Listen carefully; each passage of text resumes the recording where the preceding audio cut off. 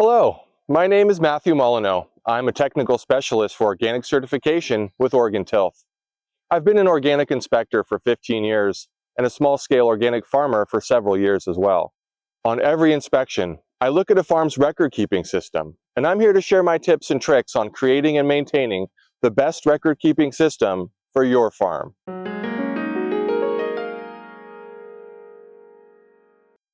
The National Organic Program requires farms to keep records for the production, harvest, and handling of all products to be sold or represented as organic. The records must span the time from purchase of seed through production, harvest, and sale. This is called the audit trail, and in this video series, we're following this trail of records from seed to sale for organic crop producers. In this video, we're talking about record keeping for input materials on certified organic farms. Records must be kept for every input material used on an organic farm. Inputs include things like compost, pesticides, mulch, fertilizers, cleaners and sanitizers, and even the black plastic commonly used for weed suppression. Every input you use to grow or produce your crops is considered an input material for organic certification. In order to be certified organic, you must keep records of every material you use on your land or crops. The system you use to keep those records is up to you, but there are some requirements for what you must record. For every material you apply, you need to include the following information in your records: location and crop applied to, date, rate, and method of application. For example, sprayer in the orchard with 150 gallons of water, or backpack sprayer in the greenhouse on the northwest side. Also, the reason you applied the material. This could be for insect or disease control or crop fertility. You must also ensure every input material you use is allowed for organic. You can do this by using materials that are OMRI approved. OMRI stands for the Organic Materials Review Institute, and all materials that are OMRI approved are approved for organic use.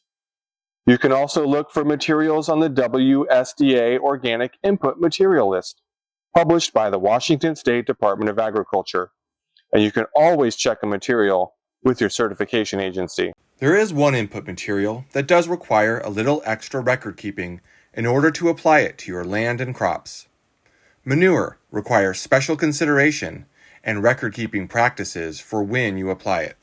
If you're growing food crops, manure must be applied at least 120 days before harvest for crops that have the edible portion touching the soil. And for crops that have the edible portion off the ground, not touching the soil, then manure must be applied at least 90 days before harvest. When applying manure, you must keep records of the manure type and source, which should be an approved input by your certifier, the date and location applied, and the date the crop was harvested. The National Organic Program requires you to keep records of all input materials you use. However, it does not stipulate the format for the records. Different farms find different formats and systems to work, and the important thing is for you to figure out a system that you are able to maintain and that meets organic requirements. And one last tip. Once you are certified organic, always keep an up-to-date materials list with your certifier. They will need to know every material you apply to your farm, so be sure to keep those records up to date in real time. You may keep records using handwritten formats such as a calendar, a farm journal, or printed spreadsheet. You may keep digital records with a spreadsheet, a phone calendar or app, or a Google Sheet. You can also use the USDA Organic record-keeping templates, which are linked in the resources below. And those templates are already formatted in a way that will meet organic requirements. There are many resources out there to help you develop your record-keeping system. Download the resources guide that goes along with these videos and is linked in the description.